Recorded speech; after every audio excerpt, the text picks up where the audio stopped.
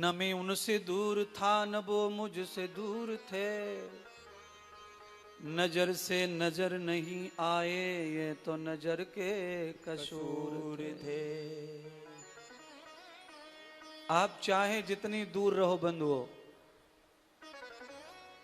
पर महात्मा परमात्मा सबसे नजदीक माने जाते हैं। मनुष्य में यही सबसे निकट है और सबसे अधिक परीक्षा भी इनकी होती है।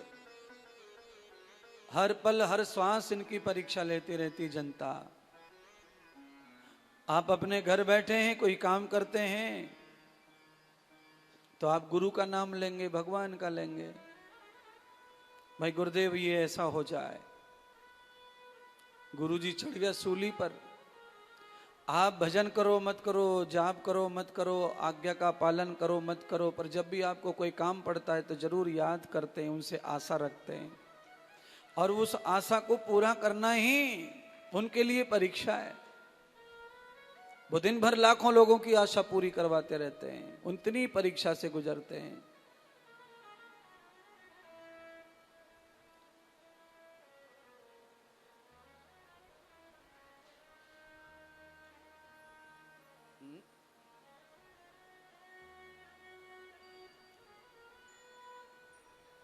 क्या बात हो गई लाला, क्यों ढक रहा हूं मैं? देख लेंदे, पीछे खींच दे पूरा ही। अब काय को ढक दिया उसने?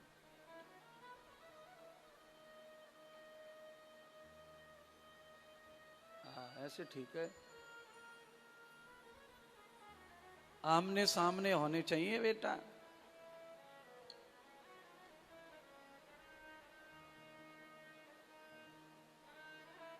आज कथा ऐसी सुनानी है जैसा व्याख्यान था।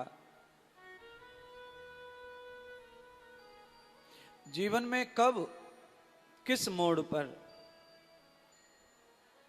हमारे बदलाव आएगा, हम में से कोई नहीं जानता। हम सब लोग केवल इतना जानते हैं कि परिवर्तन जरूर आएगा जीवन में।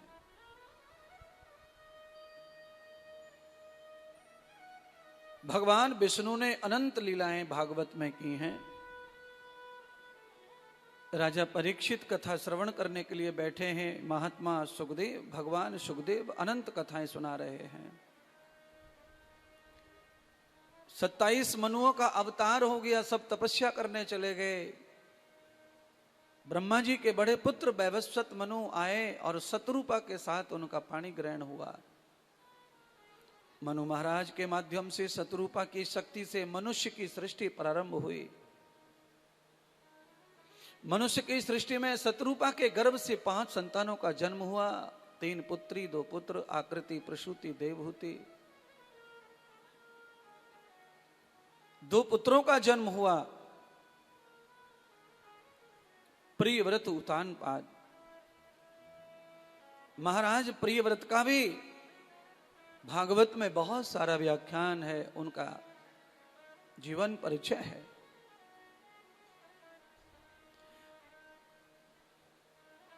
उतानपाद राजा के 2 विवाह हुए, सुनीति और सुरुचि से। सुरुचि छोटी पत्नी है, सुनीति बड़ी पत्नी है।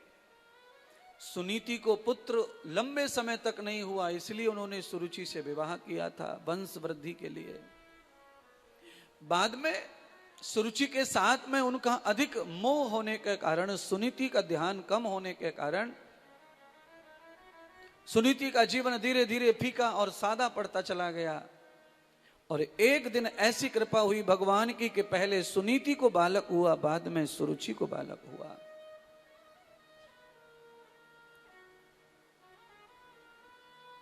दो प्रकार की बुद्धि होती है, ऐसे भी कथा को समझ सकते हैं। उतानपाद कौन है? तो कहा ये जो आत्मा राम है ये उतानपाद ही है, इसकी बुद्धि ही पत्नी है। और बुद्धि के अंदर 2 ही लक्षण हैं, एक स्वरुचि और एक सुनीति। सुरुचि में क्या हो सकता है? अच्छा तो हो सकता है, सुरुचि से अच्छा हो सकता है, पर सुरुचि का अंत तो गत्वा नाश होता है। सुनीति का सिर्फ अच्छा ही अच्छा होता है और सुनीति से सिर्फ कल्याण ही कल्याण होता है, उसका कभी नाश नहीं है। तो सुनीति का फल क्या है? सुनीति का फल है ध्रुव और सुरुचि का फल है उत्तम।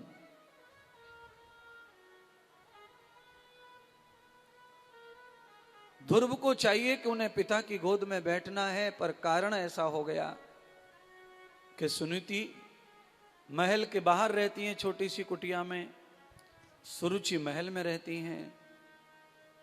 5 बरस निकल गए बच्चों को। आज ध्रुव ने अपनी मां से पूछ लिया तो मां ने कहा, जाओ महल में जो राजा हैं वही तुम्हारे पिता हैं, उनसे प्रार्थना करो,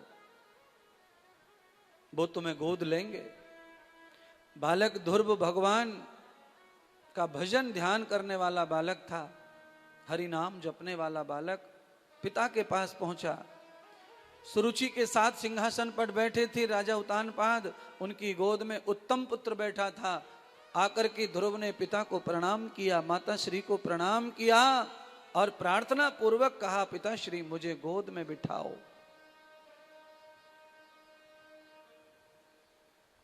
उत्तानपाद ने ध्रुव को गोद में बिठाने का प्रयत्न किया,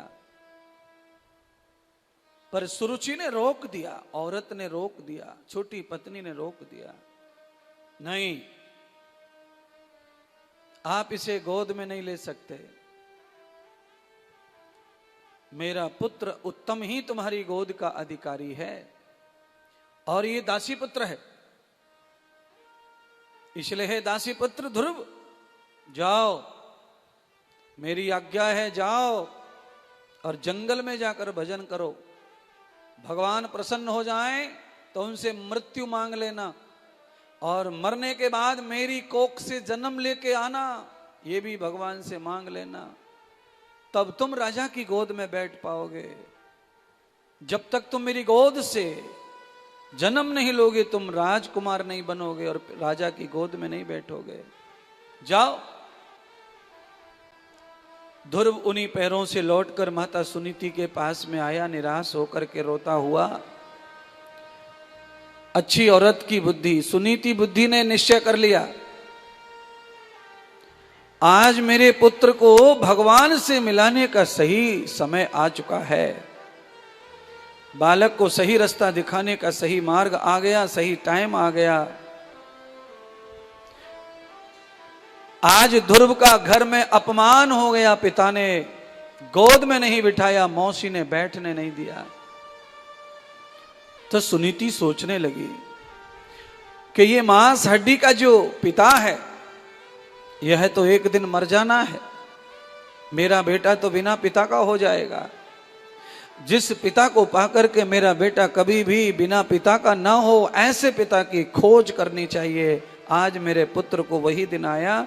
तो सुनीति ने अपने पुत्र ध्रुव को समझाया, पुत्र ये जो राजा पुत्र पिता है ये झूठे हैं, ये संसारी पिता हैं तुम्हारे,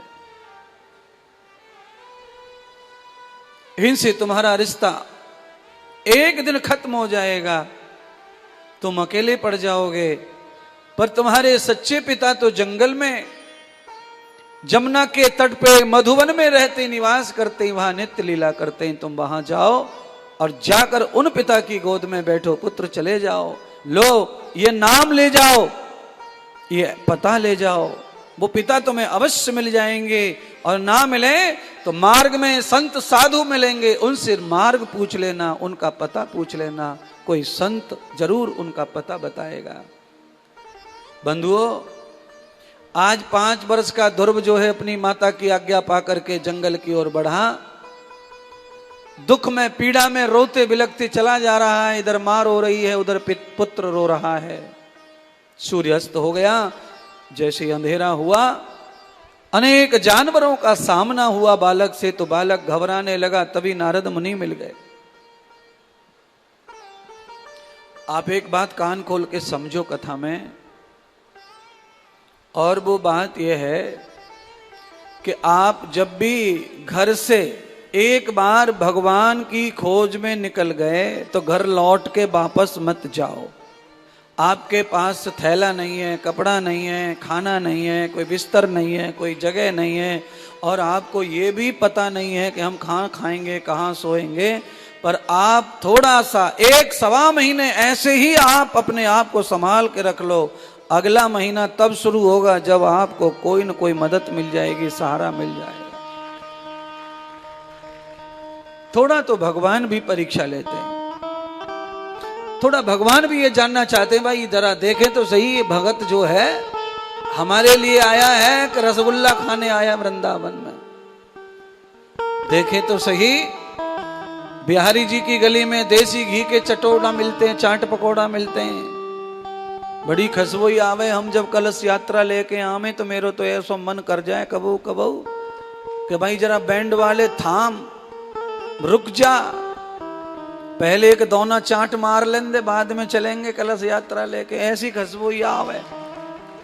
अब आप बताओ, ये नाक बदमाश इतनी खुशबू जल्दी खींच लेवे कि कलश यात्रा में भी मन ना लगे।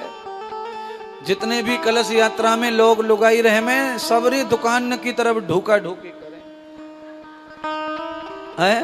पर बीमारी यह है कि अब तो गुरुजी संग में चुपचाप चलो, शाम को कथा सुन के सीधे आएंगे लौट के, यही दुकान पे से खाएंगे। बिहारी जी देखते रहे में वही गली में से, मैंने कही भाई बिहारी जी सब देख रहे। बिहारी जी ने देखा ये जितने तपक चप्पे लगा रखे हैं, ये दुनिया भर के घूम रहे हैं धंधेखोर, वो लगा देते, माथे को पोत पात देते हैं। भगवान बिहारी जी सब जानते हैं ये सारा का सारा कलर नकली है। अगर हम वृंदावन में ये दुनिया भर के पोता पाती करने वाले ना रहे ना, तो वृंदावन में एक के भी माथे पे तिलक ना दिखेगा, सब रुंड भुंड आते हैं घर से।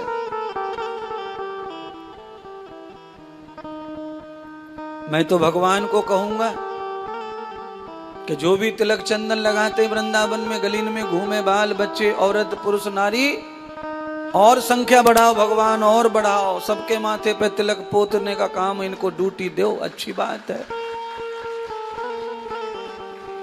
क्योंकि कभी न कभी हो सकता है कुब्जा की तरह इनका भी उद्धार हो जाए। जब तक पाप है इनके साथ तब तक ये पैसन से तिलक लगाएंगे, और जब इनके पाप धुल जाएंगे तो तब कोई धर्मात्मा आकर इनका उद्धार कर जाएगा।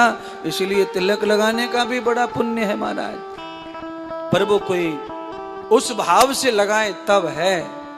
बाल बच्चों के रोजगार के लिए तिलक लगाए तो उसका पुण्य नहीं मिलेगा।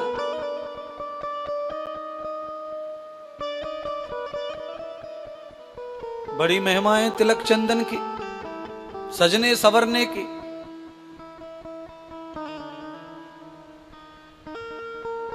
नारद जी मिल गए बालक को, तो नारद जी ने कहा बालक कहां जा रहे हो? पिताजी से मिलने जा रहा हूं। पिताजी? कहां खो गए तेरे पिताजी? इतनी सी उम्र में पिताजी को इस बेहद जंगल में, यहां बाघ चीते खा जाएंगे, लौट जा घर को।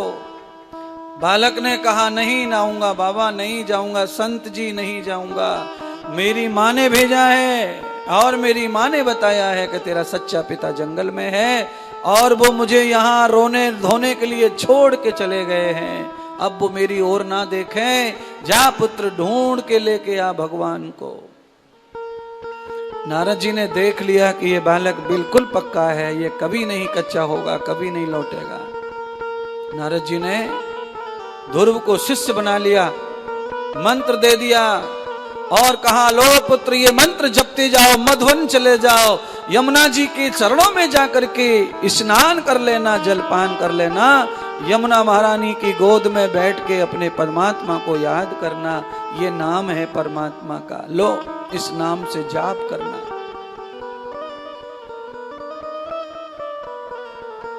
हरि ध्रुव बैठ गए मधुवन में, हरि लो लग गई हरि भजन में।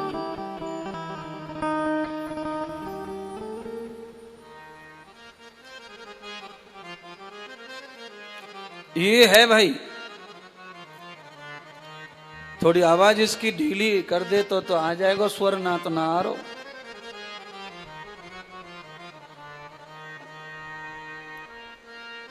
हमारी आवाज बदलने वालों, पहले ऑपरेटर मिलो जिंदगी में।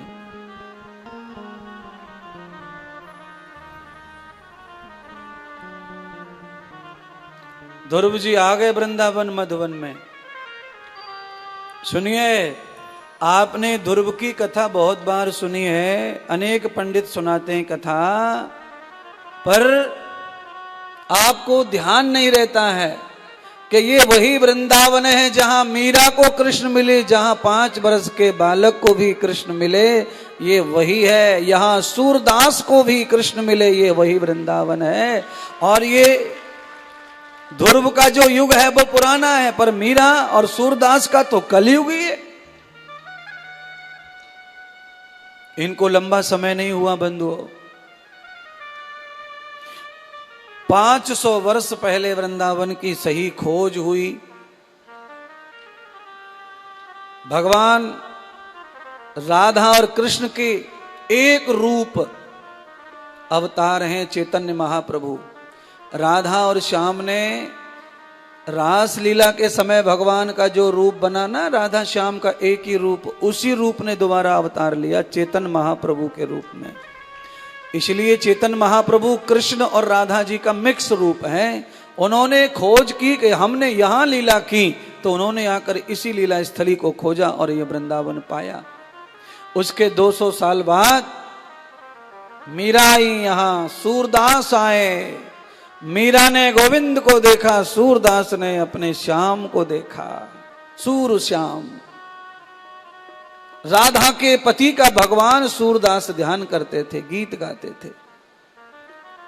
राधा ने जिस रूप का ध्यान किया, सूरदास ने भी उसी रूप का ध्यान किया था।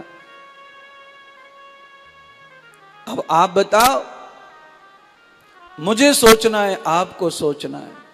हम लोग कितने दिनों से वृंदावन आ रहे, जा रहे, रह रहे, पर हम लोगों को ये अनुभव नहीं आ रहा है कहां है श्याम, कहां है राधा, कहां है कृष्ण। क्यों? हमारी मति वैसी नहीं है, हमारी सोच वैसी नहीं है। हम लोग वृंदावन कितना सोच के आते हैं कि चलो भाई तीर्थ है, वहां कथा है गुरुजी अपने, या फिर कोई लोग ऐसा सोच के आते हैं कि भाई वो टीवी पे अपन देखते हैं, बड़ी पसंद कथा है उनकी, चलो सुने आएंगे, दर्शन कर आएंगे, परिक्रमा कर आएंगे, दिया जलाए आएंगे। बस जितना आप सोच के आते हैं उतना तो आप कर जाते, उतना आपको प्राप्त हो जाता है। जो जिस भाव से आता है वृंदावन में, उतना तो उसे भक्ति प्राप्त हो जाती है। पर जो मीरा के भाव से आवे, जो ध्रुव के भाव से आवे, जब तक पिता न मिले लौटूंगा नहीं, तो ध्रुव को प्राप्ति हुई। पति नहीं मिले श्याम के रूप में, तब तक नहीं जाऊंगी, तो मीरा को भी प्राप्ति हुई।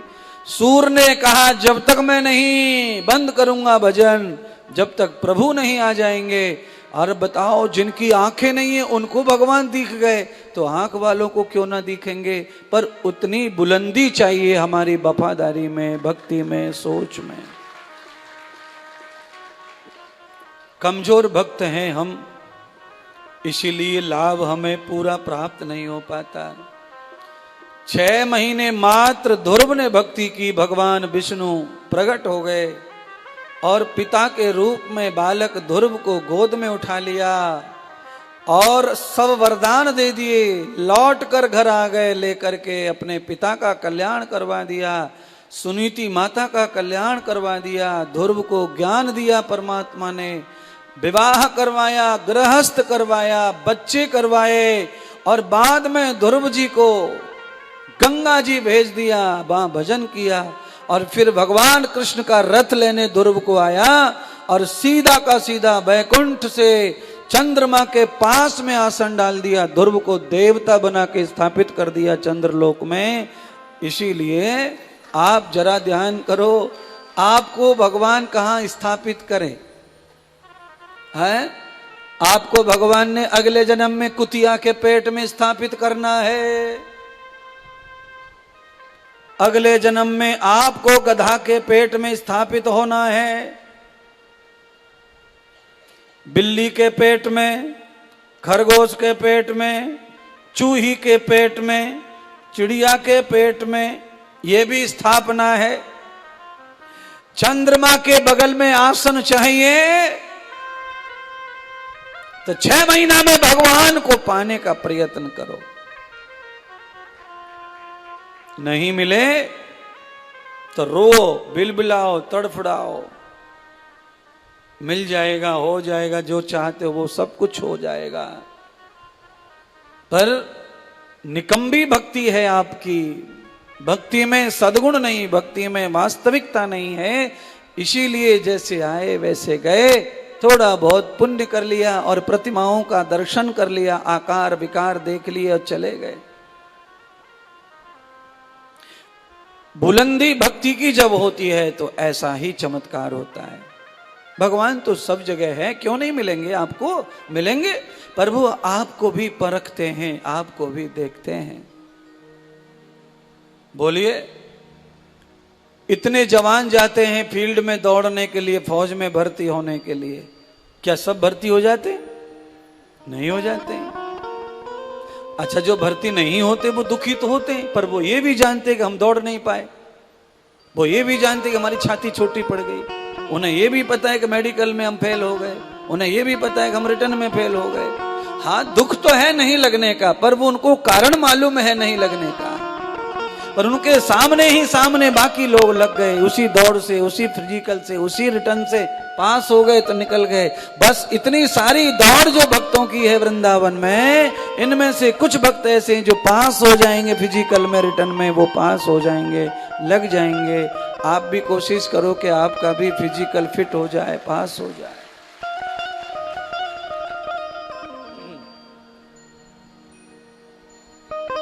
ध्रुव तारा बन गए, स्टार बन गए। क्या हमारे भाग्य में नहीं है ये स्टार बनना? है? मरने की जरूरत नहीं है, किसी को भी पूजना है तो देवता के रूप में। ध्रुव जी मरे नहीं, ध्रुव जी को जिंदा उठा करके रथ भगवान कृष्ण ले गए और चंद्रलोक में स्थान दिया। चंद्रलोक का मतलब होता है शीतल मंद अनंत सुख देने वाला लोक, अवस्था। तो आपको भी भगवान उठा करके रख दें ऐसे सिंहासन पर जहां तुम्हें सम्मान प्राप्त हो, जहां लोग देखने के लिए आपको नजर डालें, जहां से लोग चल के आए तुम्हें देखने के लिए, ऐसा आसन बने तुम्हारा। ध्रुव की तरह आपको भी मंगल सम्मान प्राप्त हो। हमारे हिंदू धर्म में तो महाराज शादी होने के बाद में पहले ध्रुव को देखने का नियम था। 4 बजे ब्रह्म मुहूर्त में फेरे वगैरह पूरे हो जाते, विदा करते लड़की को, तो पहले ध्रुव तारे का दर्शन करवाते। ऊपर 7 तारे होते, उन्हें सप्तऋषि कहते, उनका दर्शन करवाते। तब सूर्य उदय होता, तब बिटिया को विदा करते। पहले ऐसा रिवाज था। अब दिन में शादियां होती हैं, तब रात में होती थी शादियां।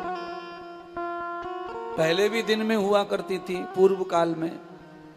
मुगल शासन में, मुगल राज्य आया तब दिन में की जगह रात में शादियां होती थी।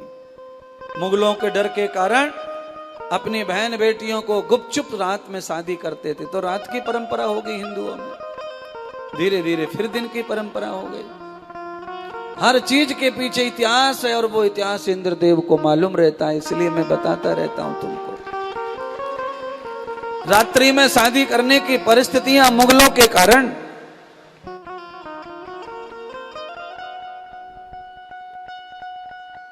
उन दुष्ट आत्माओं के सामने बहन बेटियों को कोई भी सजा धजाता नहीं था, वो नालायक उठा ले जाते थे। आपने बहुत सारी चित्रण देखे होंगे, फिल्म देखी होंगी, उनमें ये सब दिखाया जाता है कि कोई दुल्हन ब्याह करके जा रही है तो उसकी डोली पहले उसके यहाँ जाएगी, ठाकुर के यहाँ जाएगी, किसी राजा के यहाँ जाएगी, फिर वो एक रात वहां रुकेगी, फिर जाके पति के पास जाएगी। ऐसा ही मुगल किया करते थे। इसीलिए रात के गुप्त अंधेरे में शादी करना और विदा करना। देवता कोई दिखता नहीं, पूछता नहीं, तो वो ध्रुव तारे और आकाश में तारों को दर्शन करवा के लड़की को विदा करते थे। तो आपको मैं कहना चाहता हूं, ध्रुव तारे का दर्शन का मतलब है किसी भगत का, भगवान के भजन करने वाले का कोई दर्शन कर ले तो उसका गृहस्थ सत्य हो जाता है, उसका गृहस्थ अच्छा हो जाता है। इसीलिए भजन करने वाला व्यक्ति जहां भी हो वहां प्यार करो उससे, उसका इकरार करो, उसके साथ में रहो। भजन करने वाले से हमेशा मोहब्बत करके रखो, कोई भी हो, कहीं का भी हो। भजन करने वालों से कभी बैर मत करो, कभी भी ईर्ष्या मत करो, कभी चिढ़ो मत।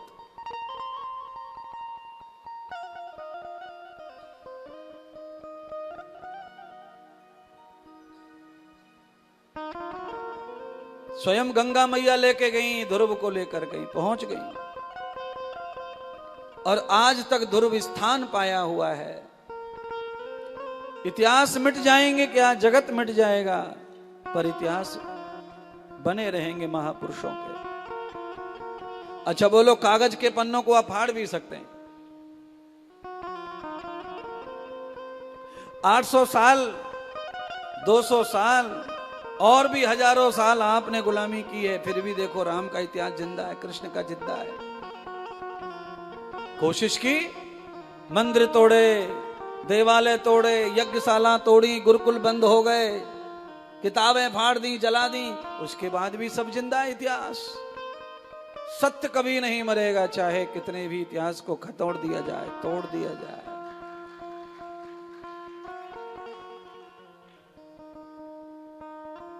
ऐसे ही भगवान ने ये राजसिक अवतार लेकर के पिता बन करके ध्रुव का आनंद कर दिया। ये राजसिक भक्ति वाले ध्रुव ऐसे ही अदिति का इतिहास है महाभारत में, भागवत जी में। महर्षि मनु के पुत्र महर्षि कश्यप की 2 पत्नियां दिति अदिति। दिति ने दैत्यों को जन्म दिया, अदिति ने देवताओं को जन्म दिया। देवताओं को पिता के पुण्य अनुसार स्वर्ग प्राप्त हुआ और दिति के पुत्रों को पाताल राक्षस लोक प्राप्त हुआ। बंटवारा हो गया। भगवान अदिति ने माता लक्ष्मी को समुद्र में जाने की आज्ञा दी और समुद्र से हजारों वर्षों के बाद समुद्र मंथन करके लक्ष्मी को प्रकट होने की आज्ञा दी। तो समुद्र का मंथन हुआ दैत्य और देवताओं के साथ मिलकर के। समुद्र मंथन से जब रतन निकले, लक्ष्मी निकली, धनवंतरी भगवान विष्णु निकले, लक्ष्मी के साथ बाहर आए अमृत कलश लेकर। परमात्मा ने विश्व मोहिनी बनकर के अमृत कलश पिला, देवताओं को अमर किया। तब ही उत्सव हुआ और उत्सव में यह आनंद हुआ। और उसी उत्सव में देवताओं को अमृत मिला, राक्षसों को नहीं मिला।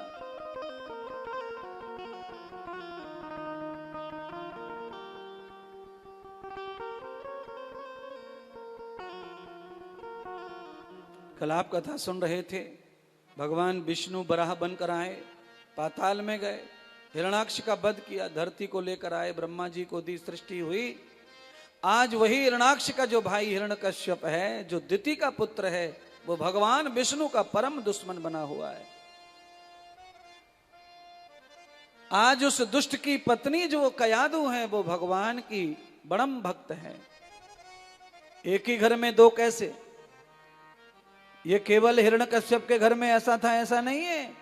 आज कलयुग में तो कम से कम आपको 10-20 करोड़ परिवार ऐसे मिलेंगे जिसमें पति राक्षस है और पत्नी देवी है, भगतानी भगत है। 142 करोड़ हैं भारत में, इसमें से कम 40 करोड़ ऐसे होंगे जिसमें पति राक्षस और पत्नी पूजा पाठ ध्यान भजन वाली।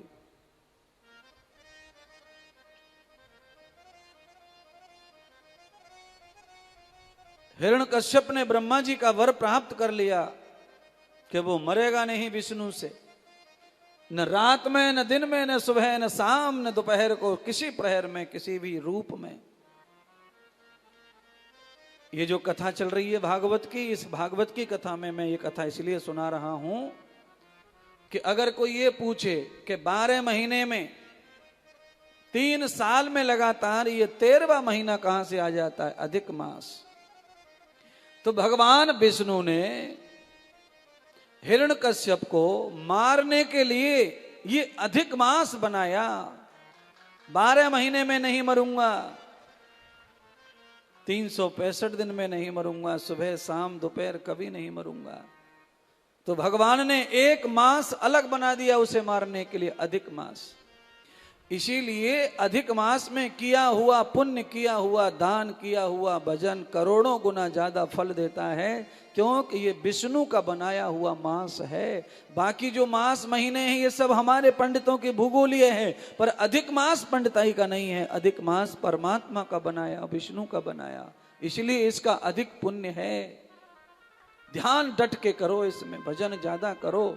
और गृहस्थ का, जहां तुम जीवन यापन करते हो वहां से दूर जाकर थोड़ा 1 महीना भजन करो, ध्यान करो, सेवा करो, अर्चना करो, वंदना करो। अधिक मास खत्म हो जाएगा 15-20 दिन में, घर चले जाओ, जिंदगी भर घर पे रहना है।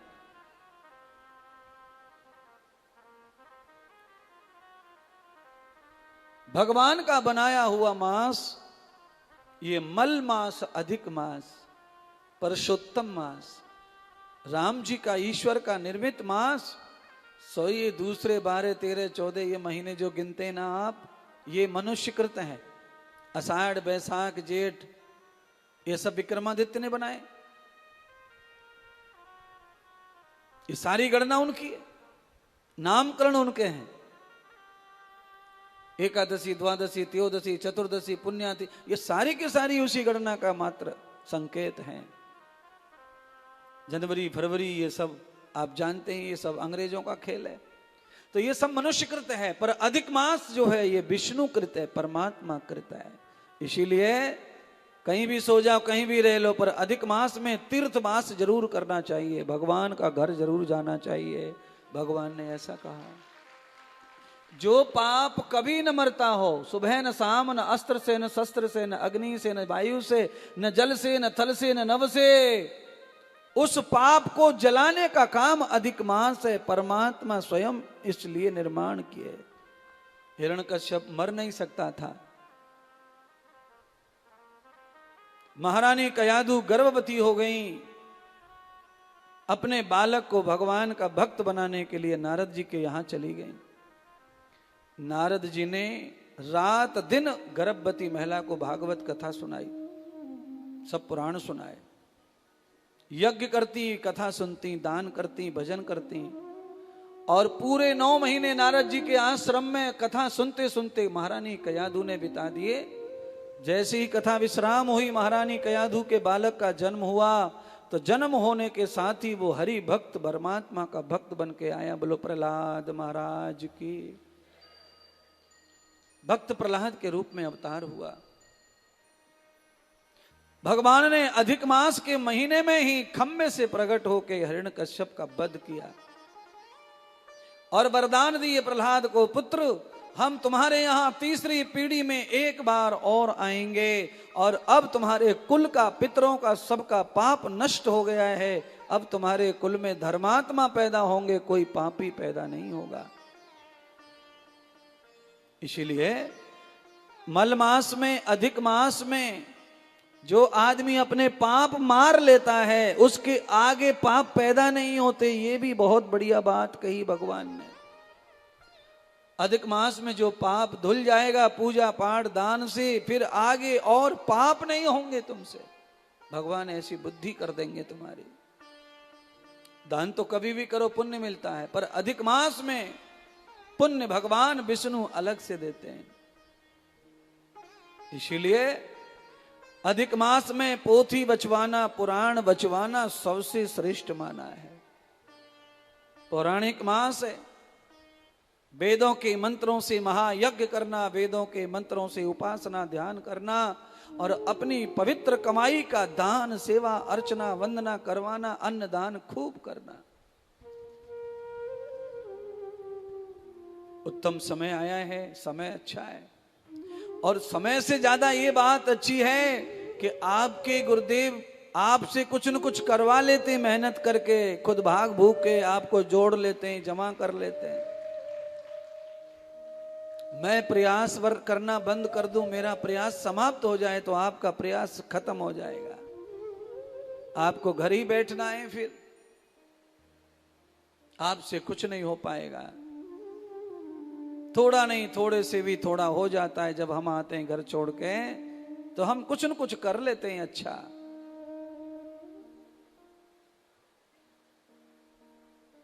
प्रहलाद के पुत्र पैदा हुआ विरेचन, विरेचन के पुत्र पैदा हुआ बलि, बलि ने शुक्राचार्य के यहां जाकर विद्या ली और तब शुक्राचार्य ने बलि को सारा इतिहास बताया। हे पुत्र, तुम्हारे चौथी पीढ़ी के जो दादा थे हिरण्यकश्यप, उन्हें विष्णु ने मारा था और सारे तुम्हारे भाइयों को विष्णु ने ही मारा और स्वर्ग दे दिया तुम्हारी बड़ी माता अदिति के पुत्रों को। विष्णु ने अमृत देवताओं को पिलाया, तुमने मंथन करवाया, सहयोग था। राजा बलि ने कहा गुरुदेव आज्ञा करो, मैं क्या करूं? तो शुक्राचार्य ने राजा बलि को आज्ञा दी कि तुम ऐसा यज्ञ करो, इतना बड़ा विशाल यज्ञ करो कि उस यज्ञ में स्वयं विष्णु आए तुम्हारे द्वार पर और तुम्हें हमेशा के लिए स्वर्ग का सिंहासन, इंद्र का सिंहासन प्राप्त हो जाए।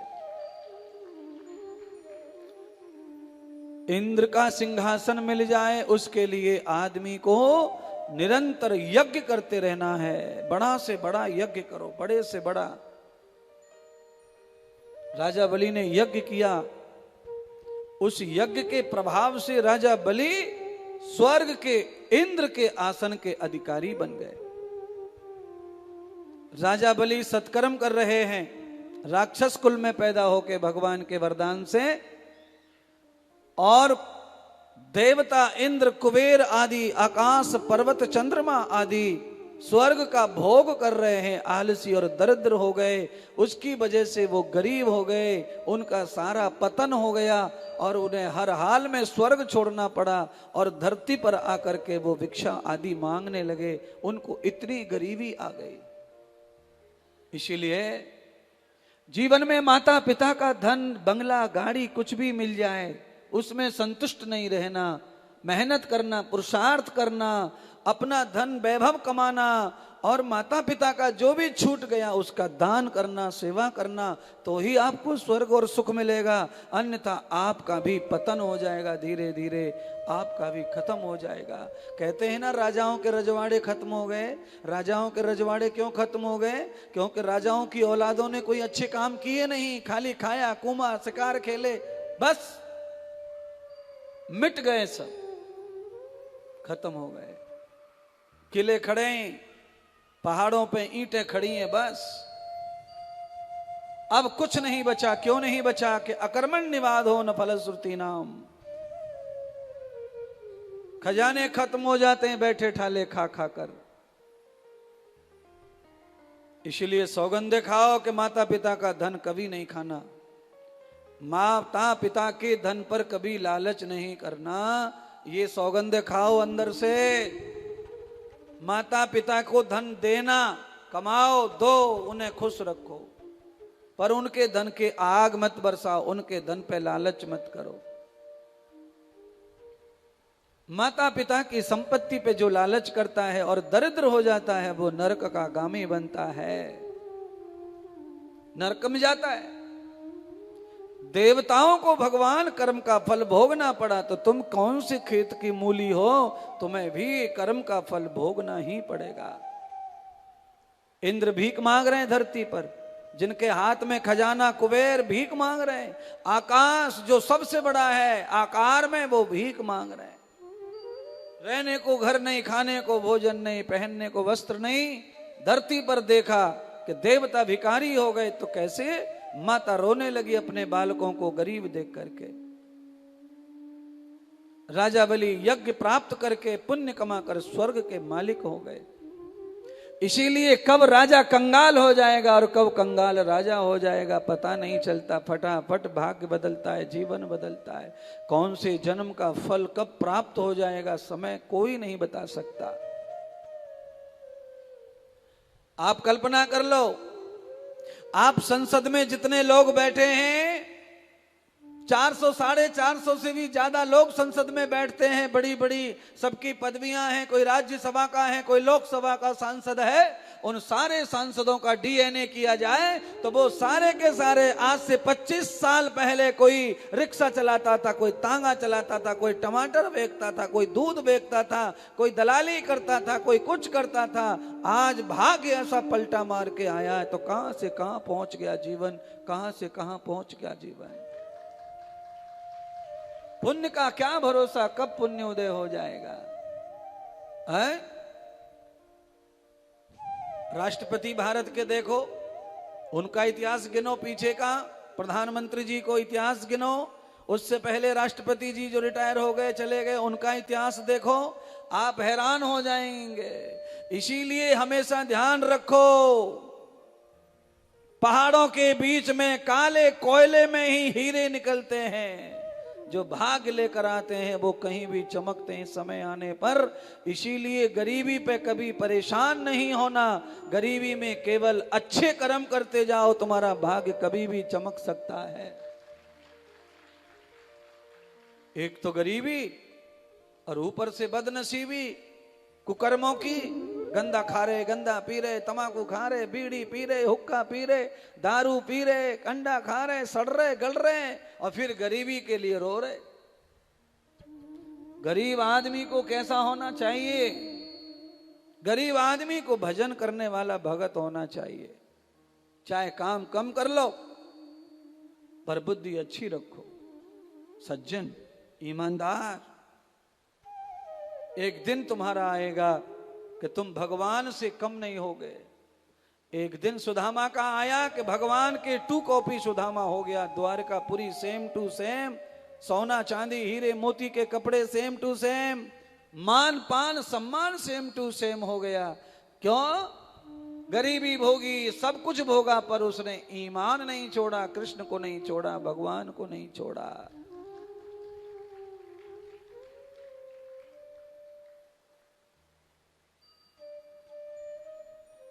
अदिति माता ने घोर तपस्या की, उस पावन तपस्या के प्रभाव से भगवान विष्णु प्रसन्न हो गए। अदिति से कहा वर मांग लो। मां के रूप में अदिति ने अपने पुत्रों के लिए फिर से अमीरी मांगी, स्वर्ग मांगा। भगवान विष्णु कहने लगे अदिति से, अभी तुम्हारा पुण्य इतना नहीं है कि तुम अपने बच्चों का दान कर सको, और भजन करो। अदिति 7 साल तक भजन करती रही, एक आसन पर बैठकर। 7 साल के बाद विष्णु ने अदिति के यहां पुत्र के रूप में अवतार लिया। देवताओं के छोटे भाई बनकर आए और उस अवतार में भगवान को वामन अवतार कहते हैं। बोलिए वामन भगवान की जय। वामन भगवान के रूप में आ गए। आचार्य बृहस्पति जी के चरणों में गए, देवताओं के गुरु बृहस्पति को गुरु मंत्र लिया, अनुग्रह लेकर यज्ञोपवीत धारण किया। भगवान विष्णु कह रहे हैं कि धरती लोक पर जाकर मानव के शरीर में अगर तुम्हें भाग्य से ब्राह्मण कुल में अवतार मिला है तो सबसे पहले यज्ञोपवीत धारण करके गुरु बनाओ, पहले ब्राह्मण बनो। जन्म लेकर ब्राह्मण नहीं हो सकता कोई संसार में, चाहे कोई कितनी भी जिद कर लो कि हम ब्राह्मण हैं जाति के, कभी नहीं। भागवत कहती है नहीं, ब्राह्मण बनना पड़ेगा। ब्राह्मण पेट से कभी पैदा हो सकता नहीं है।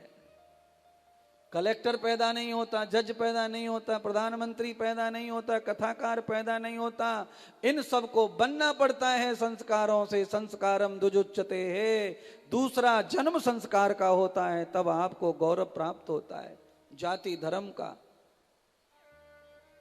वर्ण का। आप मां के पेट में से पैदा होकर के हल्ला मचाते रहो, मैं क्षत्रिय हूं, मैं फलाना हूं, मैं ढिकाना हूं, आप सब चिल्ला चिल्ला के मर जाओ, कोई नहीं सुननेगा तुम्हारी। लड़ते रहो, झगड़ते रहो, आपस में संगठन बनाते रहो, अध्यक्ष बनाते रहो, कुछ नहीं कर पाओगे दुनिया में तुम अध्यक्ष बना बना के भी। क्यों? अध्यक्ष बनने से परमात्मा का सिस्टम नहीं चलता, भगवान का सिस्टम भगवान की व्यवस्थाओं से चलता है।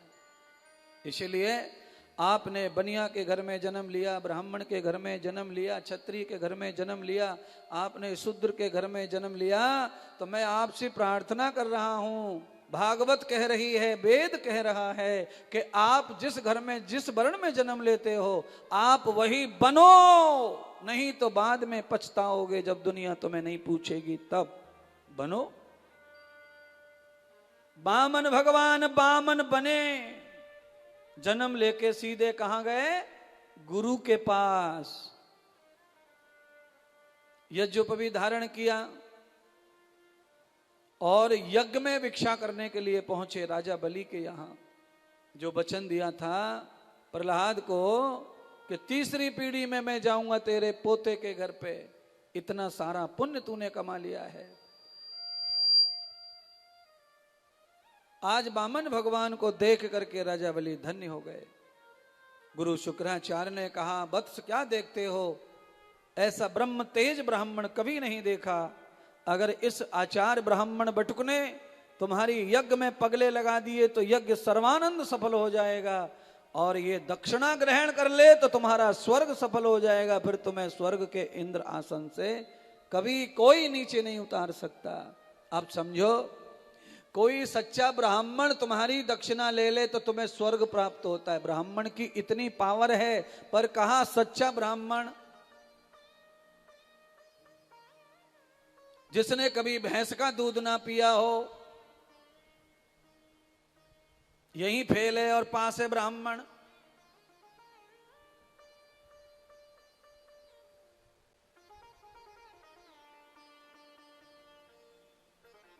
अब तो बहुत मुश्किल हो जाएगी, तुम्हारे रुपया पर्स में ही सड़ जाएंगे धरे धरे।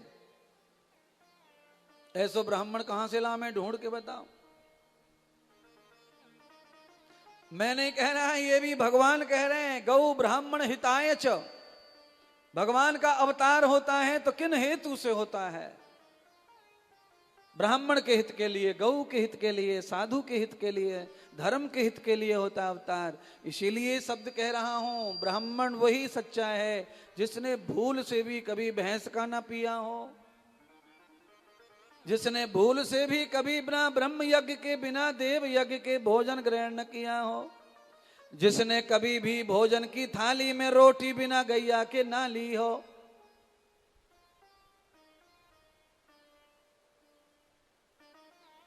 ऐसा ब्राह्मण अगर दक्षिणा ग्रहण कर ले तो हमें स्वर्ग प्राप्त हो जाता है, इंद्र लोक प्राप्त हो जाता है। ऐसे महापुरुष के हाथ में हमारा धन जाता है तो हमारा धन पवित्र हो जाता है, और वो पवित्र धन ही हमें स्वर्ग तक ले जाता है, समृद्धि तक ले जाता है, आनंद तक ले जाता है। महाराज, पैसे में बड़ी शक्ति है। आपको गर्मी लग रही है, पसीना आ रहा है, आप परेशान हो रहे हैं, अगर आपके पास पैसा है ना तो आप फटाफट गर्मी से मुक्ति पा सकते हैं। रुपया फेंको, एसी खरीदो, लगाओ और मस्त रहो। ऐसा नहीं है कि पैसा व्यर्थ है, बेकार है, क्या है। पैसे में बहुत ताकत है, बल है, पर उसके लिए बुद्धि चाहिए, उसके लिए शुद्धि चाहिए।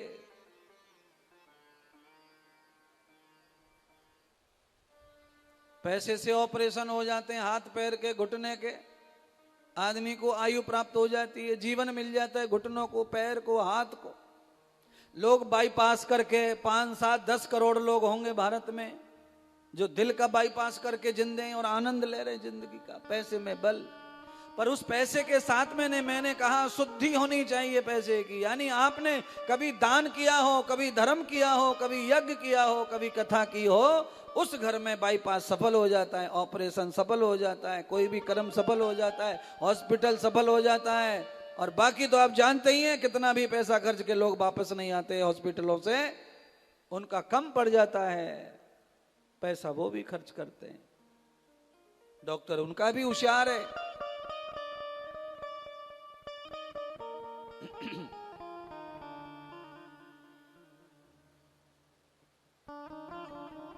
राजा बलि ने शुक्राचार्य जी की बात को माना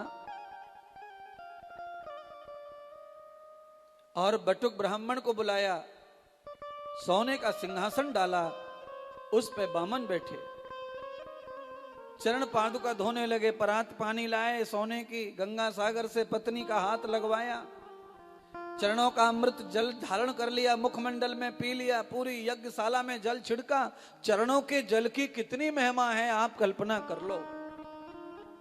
यज्ञशाला जैसी पावन स्थान पर भी किसी आचार्य के चरणों का जल यज्ञशाला से भी महान है। यज्ञशाला को भी पवित्र करने के लिए किसी भक्त के चरणों का जल इतना महान है। घर में जल छिड़का, महल में छिड़का, यज्ञशाला में छिड़का, जीभा पर डाला, थाली भर भर के मोहर सोने चांदी लाए, हीरे परोस दिए दक्षिणा में।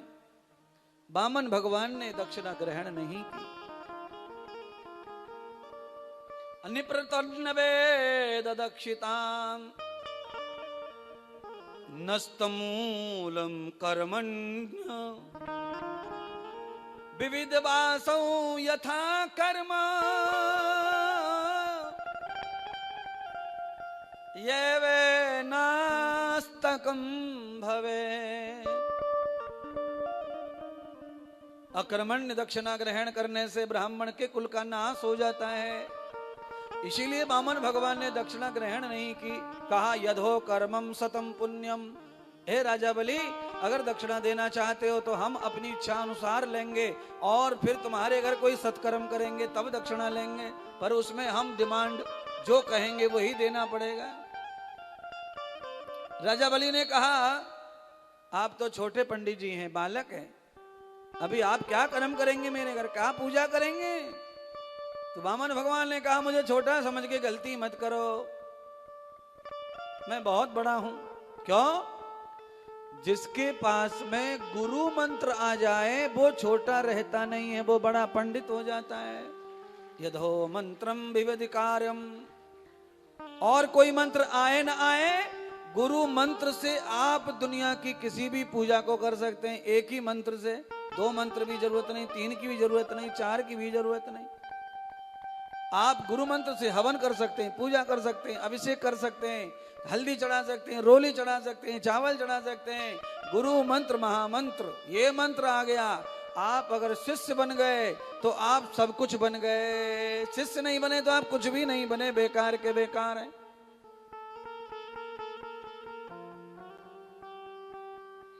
अब शिष्य बनने का मतलब केवल माला भाला पहनना भी नहीं है। शिष्य बनने का मतलब सब जानते, मैं बताता रहता हूं, 1000 बार बता चुका हूं।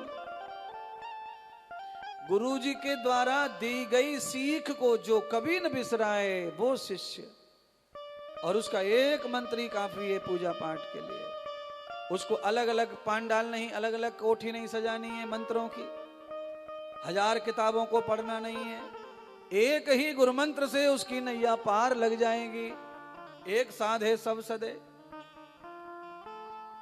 महाराज, हजारों पंडित ऐसे हैं जो पंडिताई कर रहे हैं, कर्मकांड कर रहे हैं, पर गुरु नहीं है। उनका किया हुआ कर्म यजमान को कभी फलित नहीं होगा। बिना गुरु कृपा के, बिना गुरु मंत्र के जो पूजा पाठ कर्मकांड में लालच में फंस जाते हैं, उनकी पूजा यजमान को फलित नहीं है। इसीलिए बटुक को चाहिए, ब्राह्मण को चाहिए कि वो 5 वर्ष की आयु में पहले यज्ञोपवीत गुरु मंत्र सिखा धारण करे, फिर गुरु का ज्ञान धारण करे, फिर जाकर ब्राह्मण बनकर पूजा पुरोहित का कार्य करे, आचार्य का कार्य करे। अब इसमें क्या बुरी बात और क्या नई बात है, पहले से ही वही चला आ रहा है। पर नहीं, अब कलयुग में आदमी को जब मन हो रहा है तब गुरु कर रहा है, जब मन हो रहा है तब पंडिताई सीख रहा है, जब मन हो रहा है तब कर रहा है, जब मन आ रहा है जैसा कर रहा है। क्यों? कलयुग में यही संभव है, यही होने वाला है।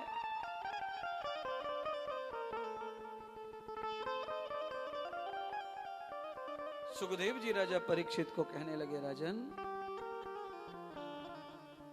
आज वामन भगवान ने जब ये जिद की कि मैं तुम्हारे पितरों की यज्ञ कर दूंगा, पितरों का दर्शन करा दूंगा, तुम्हारे पितरों को शांति कर दूंगा, राजा बलि खुश हो गए। मैंने इतनी पूजा पाठ कर लिए पर मेरे मरे हुए पितरों के लिए मैंने कुछ नहीं किया। अगर आज मेरे यहाँ पितरों की शांति हो जाएगी तो मेरा जीवन धन्य और मेरा सारा ऋण उतर जाएगा। कहा भगवान आप मन चाही दक्षिणा ले लो, पर मेरे पितरों की शांति कर दो। पितरों की शांति करना अजब कठिन है महाराज, सरल नहीं है। राजा बलि ने कहा मांग लो जो मांगना है, क्या चाहिए। कहा 2 कदम भूमि। राजा हंसे और कहा इतने बड़े दानी से इतना कम मांग रहे हो। वामन भगवान को लगा कि राजा को थोड़ा अभिमान भी हो गया है, और ये मेरे भक्त का पुत्र है, मैंने वरदान दिया है, अगर इसको अभिमान रहा तो फिर मेरा कल्याण इसे प्राप्त नहीं होगा। इसलिए भगवान ने राजा बलि का अभिमान तोड़ने के लिए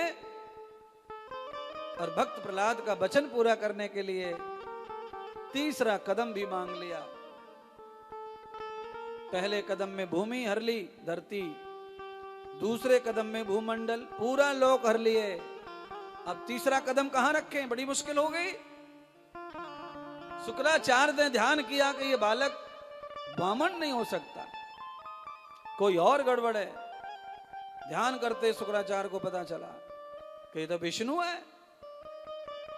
अरे ठग लिया तुझे, लूट लिया तुझे छल से, कपट से। शुक्राचार्य खड़े हो गए और उन्होंने उपद्रव शुरू कर दिया। चेला को बोला दक्षिणा नहीं देना, दान मत देना, कुछ नहीं देना, ये ठगिया है, ये लुटेरा, ये छलिया है, कपटी है, ये विष्णु है। ऐसे समय पे घर में कुछ लोग धार्मिक जरूर होने चाहिए। राजा बलि की मां और पत्नी दोनों आई और उन्होंने कहा देखो स्वामी, देखो बेटे, स्वयं गुरुदेव कह रहे हैं कि ये विष्णु है, विष्णु है, विष्णु है, तो अब तेरा तन मन धन सब चला जाए, पर अब विष्णु भगवान को दिए बगैर नहीं रहना। अब तो तू दे, गुरु की बात मत माने, अब तुझे पता चल गया तो। शुक्राचार्य नहीं माने। पानी गिर रहा था संकल्प का गंगा सागर में, बैठ गए जाकर टुनटुनी में। भगवान ने शुक्राचार्य जी की आंख फोड़ दी सींक से, संकल्प पूरा हुआ। तीसरा कदम कहां रखें, तो भगवान राजा बलि और पत्नी सहित मां सहित नीचे झुक गए और राजा बलि को कहा प्रार्थना पूर्वक प्रभु अपना चरण हमारे माथे पे रख दो, ये शरीर बचा हुआ है। महाराज पहले परमात्मा को मन से मनाओ, फिर धन से और बाद में तन से। ये तीनों चीज जब परमात्मा की हो जाती हैं तो फिर आपको किसी भी परिस्थिति में कल्याण से रुक नहीं पाएंगे, आपका यश कल्याण होगा अवश्य में। तन मन धन की सेवा बताई है, दान बताया है। चमड़ी जल जाएगी, राख बना देंगे कोई लोग इसको, जितना जाए उतना समर्पण कर दो, जितना चाहो उतना प्रभु को अर्पण करो। राजा बलि को भगवान ने गले से लगाया, जो दिया है राजा बलि को वो सारा का सारा वापिस कर दिया। अपना लोक क्षीर सागर का पाताल लोक दे दिया। बाद में भगवान कहने लगे राजा बलि मेरे सारे लोक ले लो, पर तुम देवताओं का स्वर्ग देवताओं को वापस दे दो। राजा बलि ने स्वर्ग वापस दे दिया। आज अपनी माता की इच्छा पूरी करके देवताओं को स्वर्ग भगवान ने वापस करवा दिया। राजा बलि को लेके भगवान पाताल लोक में चले गए क्षीर सागर में, और वहां महल दान करके भगवान चौकीदारी करने लगे राजा बलि की। कहते हैं 3-4 दिन के बाद माता लक्ष्मी भी नारद जी के साथ वहां पहुंच गईं और राजा बलि को भाई बना करके माता लक्ष्मी भी उनके साथ रहने लगी। कुल मिलाकर मैं ये कहना चाहता हूं, जब हम तन मन धन से जब हो जाते हैं भगवान के सदगुरुदेव के, तो माता लक्ष्मी सब चल के आती हैं हमारे घर में, और हमारे घर में आकर वो स्वयं हमसे रिश्ता जोड़ती हैं। फिर हमारे घर में क्या कमी रह जाएगी।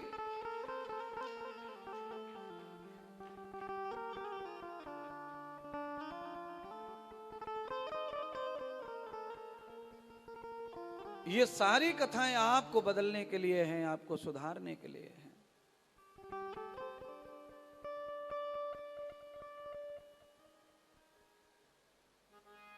प्रयत्न करो कि आपको कथाओं का असर हो जाए, आपके ऊपर कथा इतनी मेहनत करते ही महात्मा इंद्रदेव तो आपके ऊपर उसका असर हो, आप उस तरह का जीवन जिएं, आप कभी कभी ऐसा चिंतन करें, कभी कभी ऐसे कर्म करें। लाभ तभी मिलेगा कथा का, तभी मिलेगा सत्संग का, जब हम आचरण में इनको लाएंगे। जीवन में परिवर्तन तभी होगा जब हम इनका संकलन करेंगे।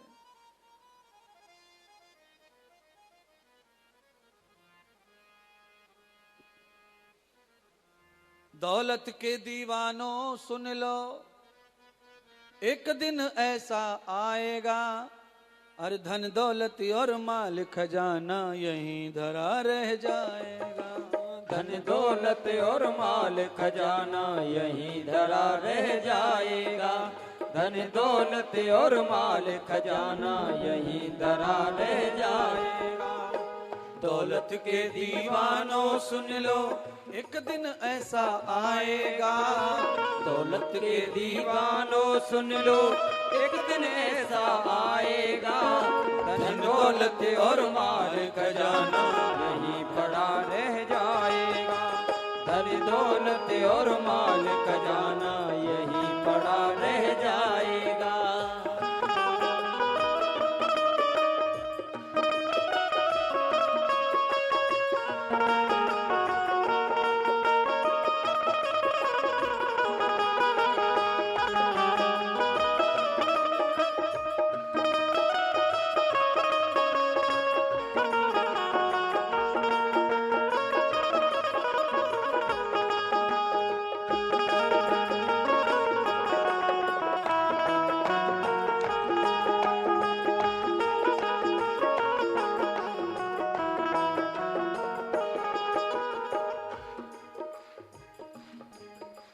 सबके साथ होगा ये तो भाई।